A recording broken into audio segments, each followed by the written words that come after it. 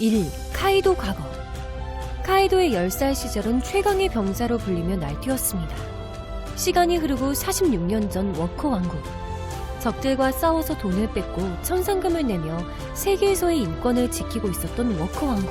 카이도는 이런 점이 마음에 들지 않았으며 철룡인 놈들을 왜 따르는 거야 라고 말합니다. 이런 카이도를 말리는 국민들. 워커 왕국의 왕은 카이도를 제대로 쓰지 못하고 있다며 해병이 되라고 말합니다. 해군은 카이도를 넘기면 레벨리 세계회의 참가권을 주겠다고 말하였으며 카이도는 나를 정치에 쓰지 말라며 분노합니다. 이에 바다로 도망친 카이도. 당시 현상금은 7천만 벨이었습니다. 도망친 후 해군에게 붙잡혔다는 소식이 퍼집니다. 일부러 잡힌 이유는 배고파서. 44년 전 15살의 카이도는 벌집섬에 도착. 난동을 부리다 30살의 흰수염을 만나게 됩니다. 흰수염은 카이도에게 록스가 만나고 싶어 하더군, 어쩔래? 라며 말을 건넵니다. 카이도는 록스의 제안을 받고 록스 해적단에 가입하며 최강의 해적단을 완성시킵니다. 이후 대사건. 갓벨리 사건이 터지고 호출을 받는 카이도. 거프와 로저에게 록스 해적단이 붕괴되었고 벌집섬에 있던 빅맘은 내부 분열이겠지, 팀워크가 제로이니까 그 녀석들 이라며 패배한 이유를 말합니다. 또한 당시 카이도 또한 행방불명. 갓벨리 사건에서 빅맘과 카이도가 빠져 있었고 제 멋대로였던 선원들. 사실상 지백 혼자서 거프와 로저에게 맞섰던 것으로 보입니다. 카이도는 귀족으로 태어났을 뿐인 평화에 지된 권력자들을 전장으로 끌어내려라. 그게 평등과 자유다. 전쟁만이 인간의 가치를 정한다며 자신의 사상을 나타냈습니다. 카이도 역시 철룡인이 마음에 들지 않았고 전쟁으로 철룡인들을 끌어내려서 평등과 자유를 얻으려 했던 것을 알 수 있습니다. 2. 카이도 패배. 지상 최강의 생물과 기어 피프스를 사용하는 루피와의 격돌. 이 광경을 목격하고 어디론가 이동하는 CP0의 멤버. 전장의 상황과 환소정 니카 열매의 각성을 정부에게 보고하려는 듯 해보입니다. 그리고 카이도의 과거 회상 마지막 부분. 카이도는 킹과 대화하고 있었고 조이보이가 누군지 알겠다고 말합니다. 장면이 잘리고 이어 오뎅이 바라는 계곡은 조이보이를 맞이하기 위해서라 하더군 이라 말하는 카이도. 다시 현 시점. 마지막 승부에서 카이도는 루피에게 네가 대체 어떤 세계를 만들 수 있단 거지? 라며 묻습니다. 친구가 배부르게 밥을 먹을 수 있는 세계라고 답하며 카이도를 땅 깊숙이 박아버리는 루피. 땅 밑으로 떨어지며 다시 킹과의 과거를 떠올립니다. 킹, 나는 조이보이가 누군지 알겠다. 누굽니까? 앞으로 나를 쓰러뜨릴 사나이다. 마지막 회상을 끝으로 카이도는 패배했고 루피는 마침내 사왕을 넘어섰습니다. 해당의 상황을 CP0가 정부에 보고했을 테고 루피의 목에 새로운 현상금이 걸립니다. 이전에 로저의 현상금이 55억 6,480만 베리, 흰수염의 현상금이 50억 4,600만 베리로 발표됐습니다. 루피가 먹은 동물계의 환수종 니카 열매는 원피스 외전에서 50억의 가치가 있다고 밝혀졌는데 루피가 니카 열매를 각성시켰으니 최소 50억의 현상금으로 결정날 것입니다. 드디어 4년 만에 끝난 와노쿠니 전쟁. 루피는 사왕마저 꺾어버렸고 살아있는 해적 중에선 검은 수염 티치가 유일한 적수가 될 것으로 보입니다. 세계관 최강자의 반열에 오른 만큼 결말까지 단 한 걸음 남았고 라프델로 향하는 여정이 곧 시작될 것으로 보입니다. 3. 루피의 최종 기어. 카이도와 대결하면서 루피의 기어 피프스가 공개되었습니다. 머리와 옷이 하얗게 변하며 루피가 표현하고 싶은 모든 기술들을 사용할 수 있게 됩니다. 이전에 루피의 열매에 대한 비밀이 밝혀졌는데 800년 전 세계 정부가 태양의 신 힘이 있다고 전해지는 사람 열매의 모델 니카를 손에 넣기 위해 열매의 행방을 추적해왔습니다. 그러나 오루성이 말하길 어느 세대든 세계 정부가 회수를 시도해왔으나 결코 수중에 들어오는 일은 없었다.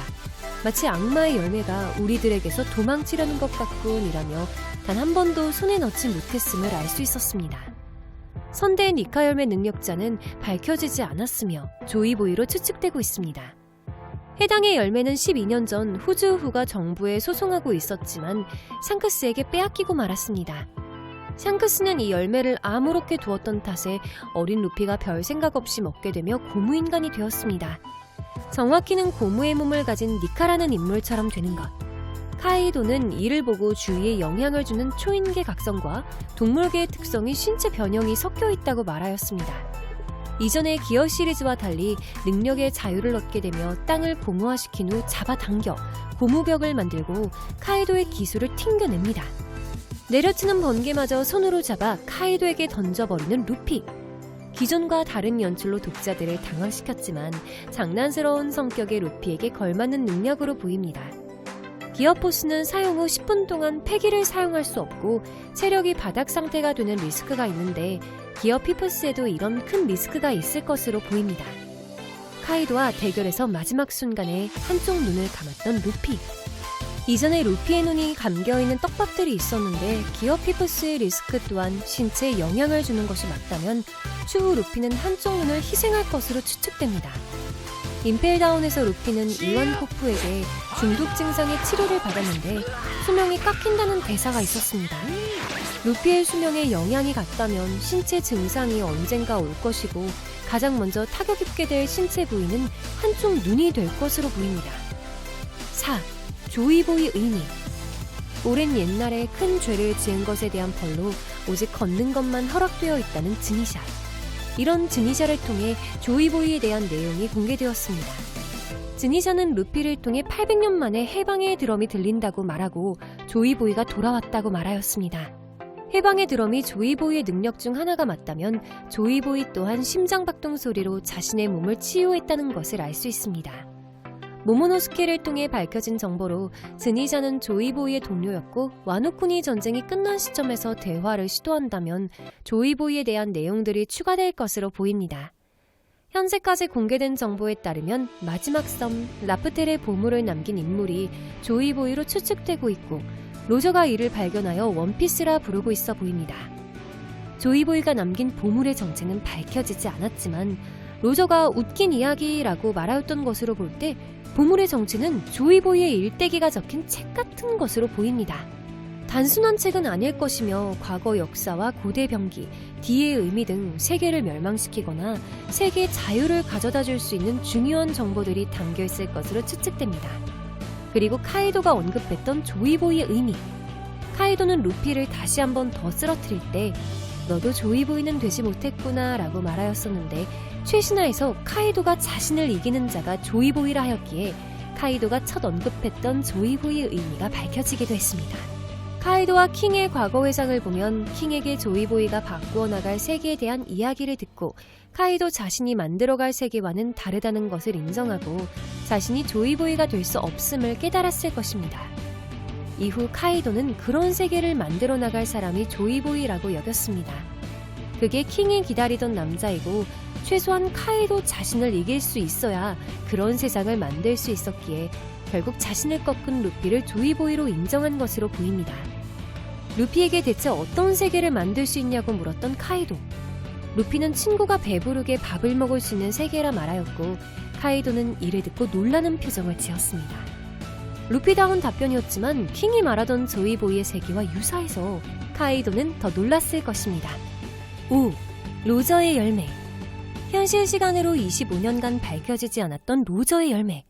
27년 전 금사자 시키와 충돌 당시 로저가 가지고 있는 고대 병기만 있다면 당장이라도 바다를 지배할 수 있다며 자신의 오른팔이 될 것을 설득하던 시키. 그러나 로저는 지배에 흥미 없다며 제의를 거절했습니다. 이후 시키의 대함대와 격돌하였는데 갑자기 나빠진 날씨의 영향으로 금사자 해적단의 함선 절반이 침몰하였고 이에 무승부로 끝났습니다. 해당 장면으로 로저의 열매가 날씨에 영향을 끼칠 수 있는 능력 또는 바다바다 열매로 추측되었습니다. 그러나 카이도의 대사를 통해 로저의 열매에 대한 정체가 밝혀졌습니다. 능력이 세계를 제패할 일은 없다. 이어 세계는 잘 만들어져 있고 로저가 능력자가 아니었다고 말합니다. 마지막으로 패기만이 모든 것을 능가한다고 말하며 로저 또한 패기만으로 적들을 상대해 왔음을 알게 해주었습니다. 이로 인해 금사자 시키와의 충돌에서의 날씨는 능력이 아니라 진짜 날씨였던 것으로 보입니다. 패왕색 패기의 각성이었다면 로저가 흰수염과 충돌했을 때 각성 능력을 사용하였어야 되지만 그러한 모습은 보이지 않았고 하늘이 갈라지는 모습만 보였기에 우연한 현상으로 생각됩니다. 루피와 달리 로저가 비능력자로 해적왕에 오른 것을 보면 얼마나 강했던 것인지 다시 한번 생각해보게 됩니다. 오늘 준비한 영상은 여기까지입니다. 시청해주셔서 감사합니다.